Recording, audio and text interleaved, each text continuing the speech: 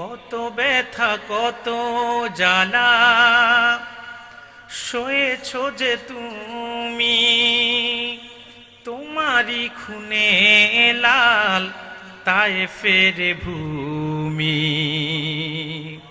ফেরেশতা আসিয়া চাহে শাস্তির হুকুম, লোহ মাখা মুহাম্মদ প্রাণেতে হাসে রাত। হে আল্লাহ দয়া করো এ তায়েফবাসী, তারা তো চিনেনি আমি যে মুহাম্মদ, হৃদয়ে মুহাম্মদ। বালাগাল উলা কাশাফাদ দুজা বিজামালিহি, হাসনাত জামিউ খিসালিহি, সাল্লু আলাইহি। সুলতানে বাঙ্গাল হযরত শাহজালালের পূর্ণভূমি শামসুল উলামা আল্লামা ফুলতলি সাহেব কেবলার আবাদকৃত বাংলার ঐতিহ্যবাহী অঞ্চল, চায়ের দেশ খ্যাত সিলেটের ওসমানীনগর উপজেলার তাজপুর কদমতলা জামে মসজিদ সংলগ্ন আজকের এই ময়দানে ওসমানীনগর মাইক সাউন্ড ব্যবসায়ী ও অপারেটর কল্যাণ সমিতির উদ্যোগে আজকের এই বার্ষিক তাফসিরুল কোরআন মাহফিল 2024-এর উপস্থিত সম্মানিত সভাপতি জনাব হাফেজ শিহাবুদ্দিন সাহাব, মোহতামিম উমরপুর বাজার টাইটেল মাদ্রাসা, বারাকাল্লাহু ফি উমরি, জনাব হযরত মাওলানা রফিক আহমদ সাহাব সাহেবজাদাই ইসামতি সহ উপস্থিত প্রধান অতিথি, বিশেষ অতিথিবৃন্দ, আয়োজকবৃন্দ, মঞ্চে উপস্থিত আছেন জাতির শ্রেষ্ঠ সন্তান উলামায়ে কেরাম, বাবার বয়সী পরম শ্রদ্ধেয় মুরব্বী বাবাজিরা, তারুণ্যের উচ্ছ্বাস উদ্দীপনায় ভরপুর অন্যায় ও অসত্যের বিরুদ্ধে বলিষ্ঠ কণ্ঠস্বর আমার কলিজার টুকরা যুবক ভাইয়েরা, বিভিন্ন স্কুল কলেজ ইউনিভার্সিটির ছাত্র বন্ধুগণ, পর্দার অন্তরালে অবস্থিত অবলা সরলা সতীসাধ্যী দিনদার ইমানদার নেককার সলেহা পর্দানিসীন মা ও বোনেরা, ছোট্ট ছোট্ট সোনামণিরা, জাতির জাগ্রত বিবেক, সমাজের দর্পণ, সাংবাদিক ভাইয়েরা, মিডিয়া কর্মী ভাইয়েরা, সকলকে অন্তরস্থল হৃদয়ের গভীর থেকে জ্ঞাপন করছি মোবারকবাদ, শ্রেণী মোতাবেক শ্রদ্ধা, ভালোবাসা এবং স্নেহ। ইকুটা বন্ধ করতে হবে। শুরুতেই প্রশংসা আদায় করছি আল্লাহ সুবহানাহু ওয়া তাআলার জন্য, যে মহিয়ান গরিয়ান সর্বশক্তিমান আল্লাহ গাফুরুর রহিম আমাদেরকে আজকের এই মুবারক মোতাবাররাক বেহেশতি মজলিসে দয়া করে আসার বসার তৌফিক ভিক্ষা দান করেছেন। সেজন্য আসুন আমরা সকলে একবার হৃদয়ের সবটুকুন আবেগ অনুভূতিকে উচ্ছ্বাস করে, দিল মন উজাড় করে, অবনত চিত্তে সমবেত কণ্ঠে সিংহের ন্যায় গর্জন দিয়ে কালিমাতুশ শুকর আদায় করছি। জবান খুলে বলি আলহামদুলিল্লাহ। বেশুমার তার চাইতে অনেক অনেক অনেক বেশি দরুদ এবং সালাম প্রেরণ করছি আল্লাহর আখিরি নবী, নবীকুলের সম্রাট, মানবতার মহান শিক্ষক মুহাম্মদ আল আরাবী নূর নবী হযরত মুহাম্মদ সাল্লাল্লাহু আলাইহি ওয়াসাল্লামের উপর আল্লাহ তাআলা যাকে আজ থেকে ১,৫০০ বছর আগে পবিত্র রবিউল আউয়াল মাসে পবিত্র মক্কা নগরীতে পিতা আব্দুল্লাহ এবং মা আমেনার কোল ঘেঁষে গোটা জগৎবাসীর জন্য রহমত হিসেবে প্রেরণ করেছেন, বিনা দরখাস্তে আমাদেরকে রাহমাতুল লিল আলামিনের উম্মত হিসাবে কবুল ও মঞ্জুর করেছেন।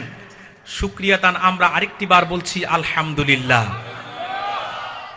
সম্মানিত সুধী, দুপুরের পর থেকে প্রায় এখন মধ্য রজনী, এতক্ষণ পর্যন্ত আপনারা হক্কানি উলামায়ে কেরামদের জবান থেকে তিনাদের ঈমান দীপ্ত সারগর্ব বক্তব্য আপনারা শুনেছেন আলহামদুলিল্লাহ।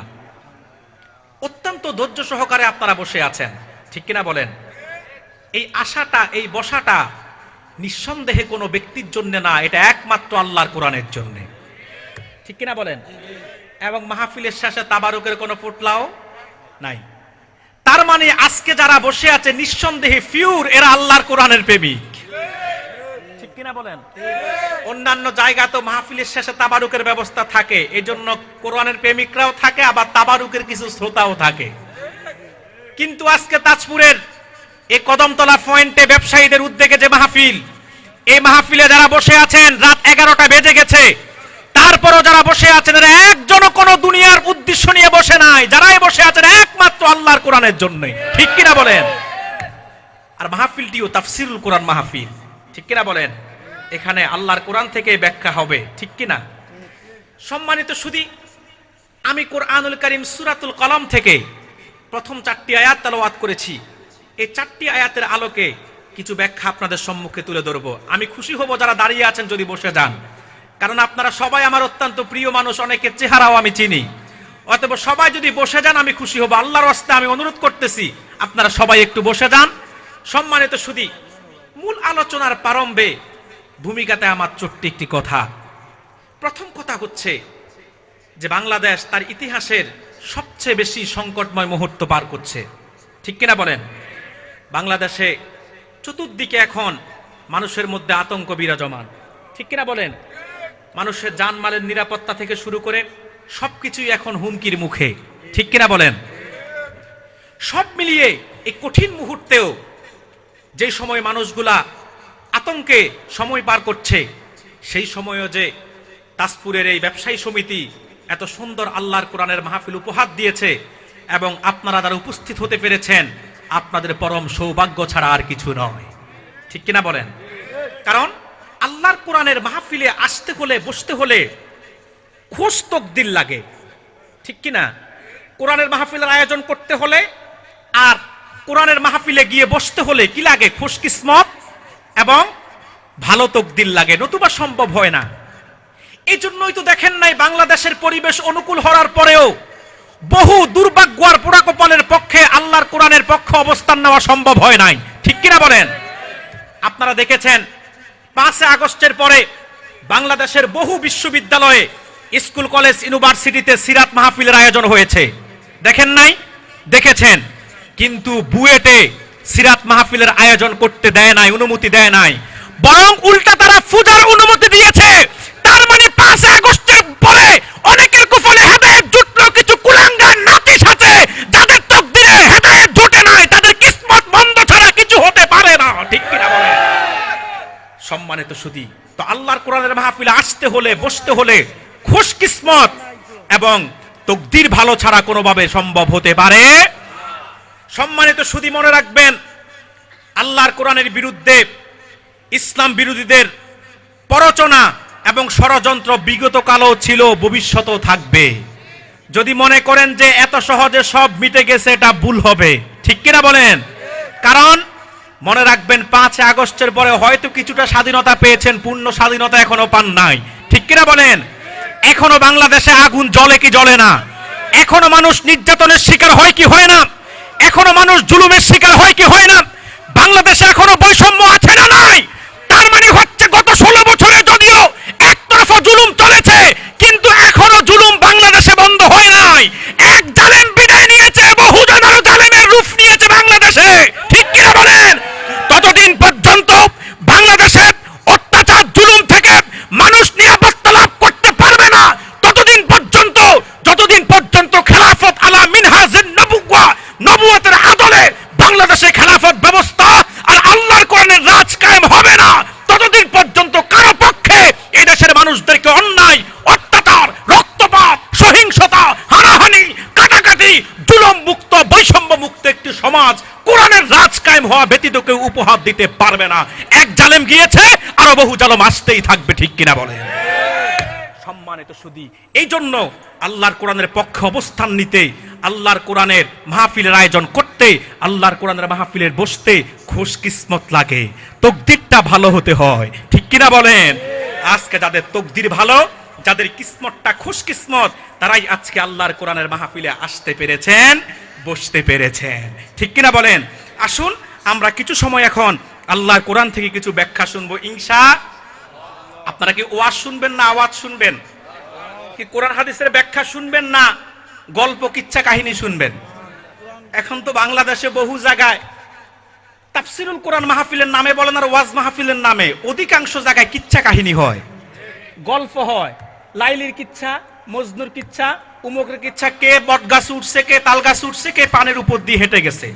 আবার কিছু আছে মিথ্যা বানোয়াট কথাও বলে, ঠিক কিনা বলেন? মিথ্যা বানোয়াট কথা, যা সত্য তাও বলে, যা সত্য না তাও বলে, ঠিক কিনা বলেন? এত মিথ্যা কথা একজন দায়ী কিভাবে বলতে পারে এটা আমার বুঝে আসে না, ঠিক কিনা বলেন? শুধু বানোয়াট কথা, এটা করছি ওইটা করছি, এটা করছি ওইটা করছি, করার বেলা কিচ্ছু না, ঠিক কিনা বলেন? এরা মিথ্যা কথা এত বেশি বলতে পারে, অনেকটা ইহুদিদের স্বভাব, এদের মিথ্যা কথা মুখ থেকে যায় না। আবার একটা সত্যকে দামাচাপা দেওয়ার জন্য এরা 70টা মিথ্যা কথাও বলতে পারে, ঠিক কিনা বলেন? আপনাদের সিলেটে এসো মাঝে মধ্যে বলে যায়, ঠিক কিনা বলেন? করবেনটা কি? সময় এখন বর্ষাকাল, শিয়াল ছাটে বাঘের গাল, ঠিক কিনা বলেন?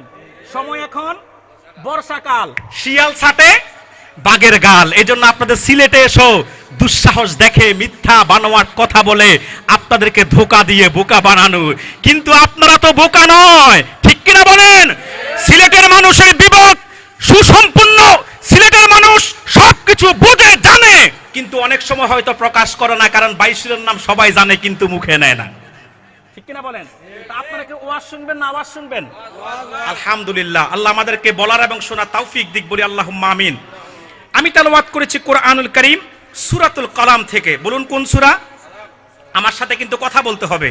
আমি তো আজকে নতুন আসি নাই, আগেও তো আসছি, আপনাদের পাশেই তো, এখানে এই যে মসজিদ আসছি না, মসজিদ মাঠে মুকামপাড়া, এছাড়া তো আশেপাশে সিলেটের চাইতে বেশি তো বাংলাদেশের কোথাও আমি যাই নাই, ঠিক কিনা বলেন? সিলেটের মানুষ আপনারা আমাকে ফুলতুলি মাসলাকের স্বার্থে এবং আল্লাহ দ্বীনের স্বার্থে দিল থেকে মোহাব্বত করেন, আমিও আপনাদেরকে দিল থেকে ভালোবাসি, যার কারণে আমার মনে হয় আমাদের মাসলাকের আলোচকদের মধ্যে আমার থেকে বেশি কেউ সিলেটে আসে না, ঠিক কিনা বলেন? আমাকে তো আপনারা ভালোভাবেই জানেন, তো আমার সাথে একটু কথা বলতে রাজি আছেন? আমি যতক্ষণ থাকবো আমার সাথে একটু কথা বলবেন, আমি যা কিছু বলবো তার জবাব দিবেন।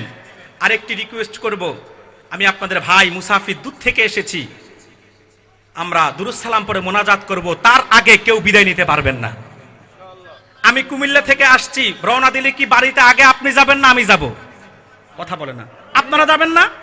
তো আমাকে রেখে চলে যাবেন আপনারা? কথা বলেন। আমার পথ তো অনেক দূরই, তো আমি যদি থাকতে পারি আপনারাও থাকবেন তো ইনশাআল্লাহ। আজকে কারা কারা ওয়াদা করতে পারবো কিছুক্ষণ পরে মোনাজাত করে বিদায় দেওয়ার আগে একজনও মাঠ ছেড়ে যাব না? হাত তুলে আল্লাহকে দেখান। আলহামদুলিল্লাহ, আল্লাহ কবুল করুক। আসুন আমরা এখন সরাসরি সূরাতুল কালাম থেকে তাফসীর শুনবো ইনশাআল্লাহ। সূরাতুল কালামটা আল্লাহ তাআলা শুরু করেছেন হুরুফুল মুকাত্তাতের বিচ্ছিন্ন একটি অক্ষর দিয়ে, হুরুফুল মুকাত্তাতের বিচ্ছিন্ন একটি অক্ষর দিয়ে, নুন। এই যে হরফটা, এটাকে বলা হয় হুরুফুল মুকাত্তাত। কি বলা হয়? হুরুফুল মুকাত্তাত। কোরআনে এক জায়গায় দুই জায়গা না, 29টা সূরা শুরুতে আল্লাহ হুরুফুল মুকাত্তাত দিয়ে শুরু করেছেন।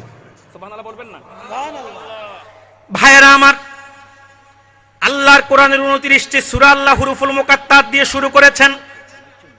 কোথাও আলিফ লাম মিম, কোথাও আলিফ লাম র, কোথাও ইয়াসিন তাহা, এইরকম 29টা সূরা আল্লাহ শুরু করেছেন হুরুফুল মুকাত্তাত দিয়ে। সূরাতুল কলামটাও আল্লাহ তাআলা শুরু করেছেন হুরুফুল মুকাত্তাত দিয়ে।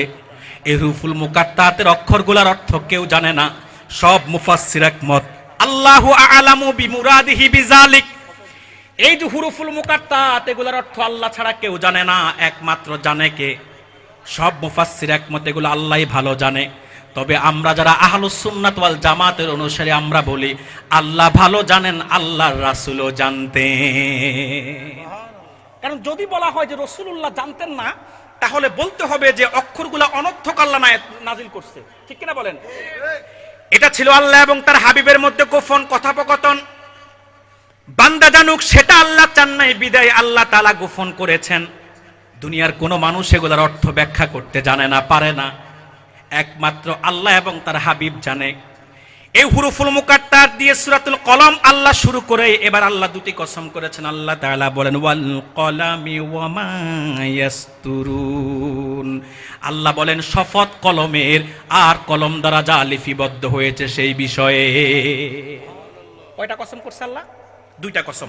প্রথমে আল্লাহ কসম করছেন ওয়াল কলাম, কলমের কসম। এখন প্রশ্ন হলো এই কলম কোন কলম? প্রশ্ন আসে না? এই ব্যাপারে মুফাসসিরদের মত আছে। প্রথম মত হচ্ছে আল্লাহ তাআলা পৃথিবী সৃষ্টির আগে সর্বপ্রথম যে কলম সৃষ্টি করেছেন, আল্লাহ সেই কলমের কসম করেছেন, যে কলম দিয়ে আল্লাহ সর্বপ্রথম যে কলম সৃষ্টি করে বান্দা তকদির লিখেছেন, মানুষ সৃষ্টিরও 50,000 বছর আগে আল্লাহ তাআলা যে মানুষের তকদির লিপিবদ্ধ করেছেন যেই কলম দিয়ে, আল্লাহ সেই কলমের কসম করছে, বলেন সুবহানাল্লাহ।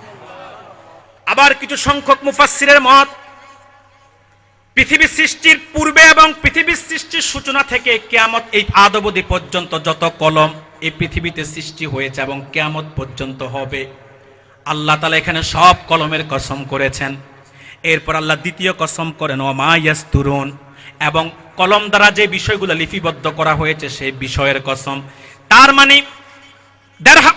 পৃথিবীর মানুষ সৃষ্টির 50,000 বছর আগে যা লিপিবদ্ধ হয়েছে, এছাড়াও আজ পর্যন্ত যা কিছু লিপিবদ্ধ হচ্ছে হবে, আল্লাহ সব কিছুর কসম আল্লাহ কোরআনে করেছেন সূরাতুল কলমে।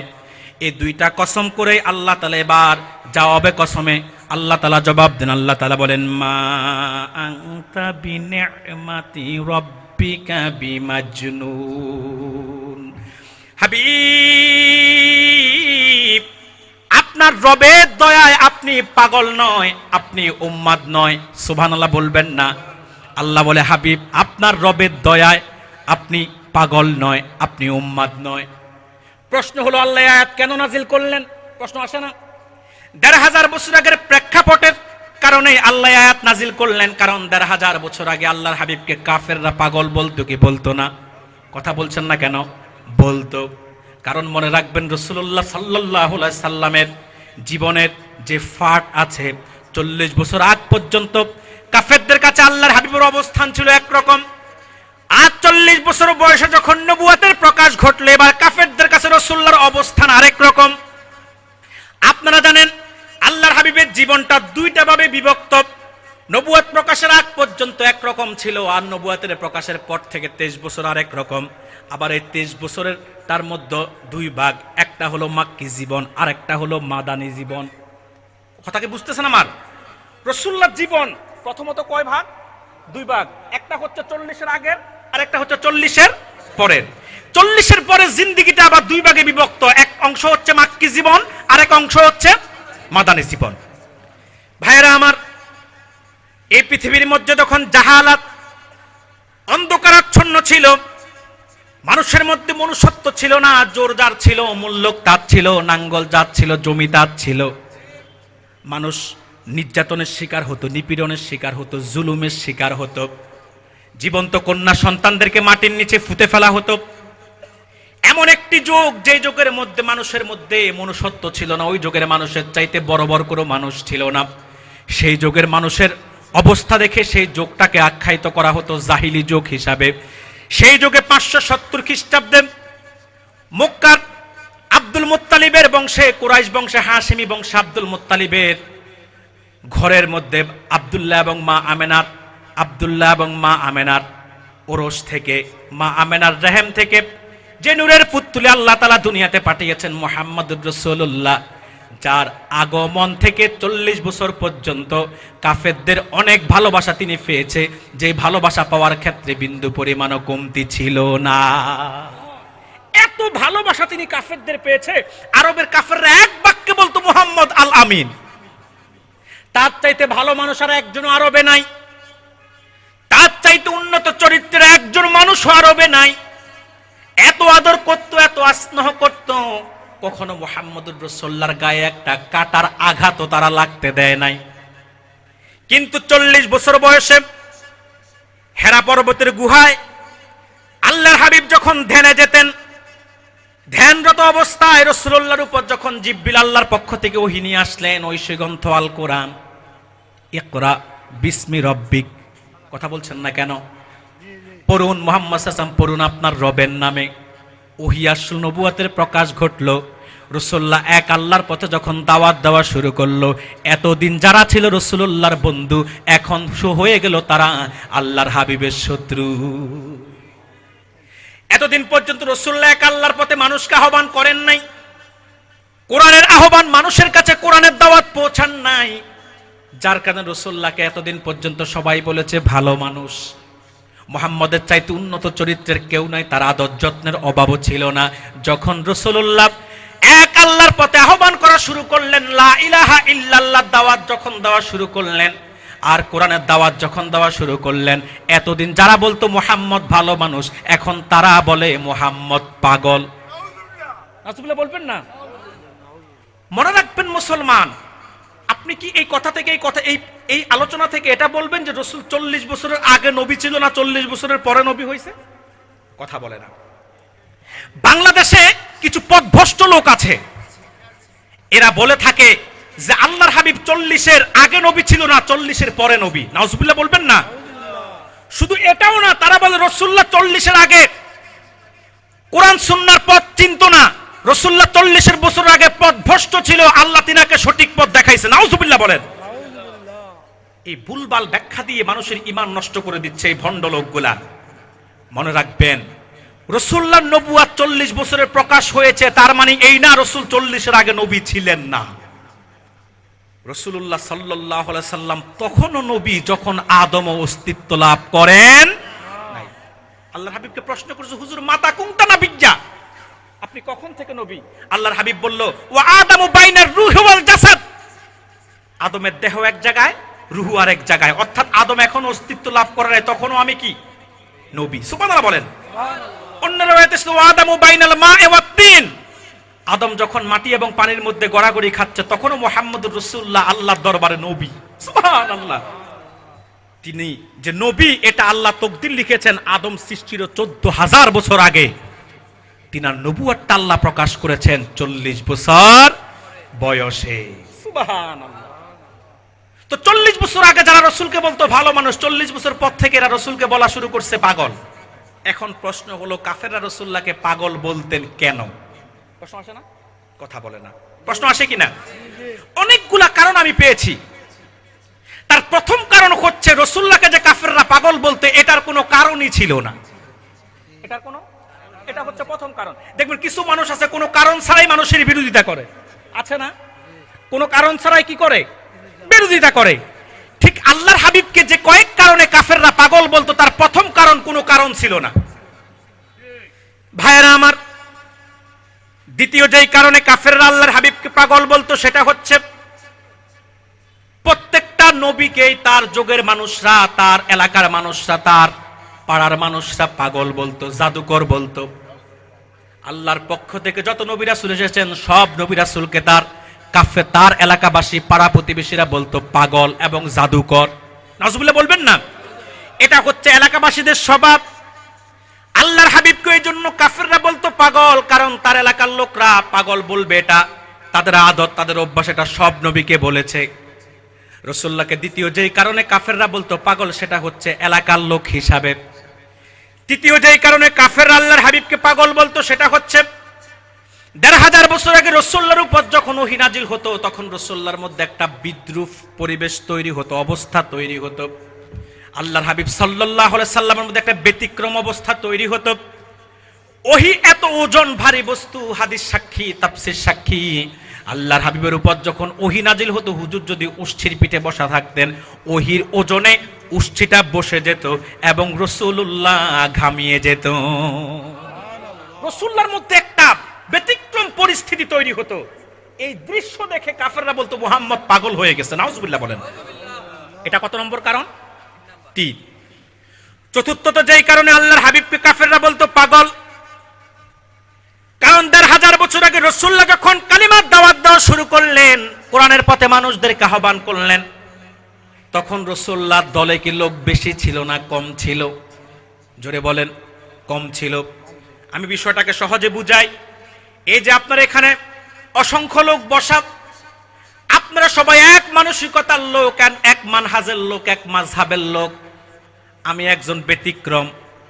এখন আমি যদি আপনাদের সকলে আপনারা যেই মতের, সেই মতের বিরুদ্ধে বলা শুরু করি, আপনারা বলবেন যে হুজুর পাগল। ঠিক কি না? কারণ আমি কয়জন? আমি একজন। আমার ডানেও কেউ নাই, বামেও কেউ না, আমার মতের পক্ষেও কেউ নাই। এখন আপনারা সবাই এক মতের, আপনারা সবাই এক ধারায় চলতেছেন। আমি এসে যখন নতুন করে একটা ভিন্ন পথের কথা বলবো, তখন আপনারা সবাই আমাকে কি বলবেন? পাগল। ঠিক আল্লাহর হাবিব যখন কালিমার দাওয়াত দেওয়া শুরু করলো, ইসলামের প্রাথমিক যুগে রাসূলুল্লাহ সাল্লাল্লাহু আলাইহি সাল্লামের পক্ষের লোকের সংখ্যা খুব বেশি ছিল না, একজন দুইজন করে আস্তে আস্তে দলবাড়ি হয়েছে। ইসলামের পক্ষে লোকের সংখ্যা বেড়েছে। এখন প্রথম দিকে সব কাফেররা একদিকে একমতে, রাসূলুল্লাহ ব্যতিক্রম পথে, সবাই মূর্তি পূজা করত, এক আল্লাহ ব্যতীত গায়রুল্লাহর পূজা করত।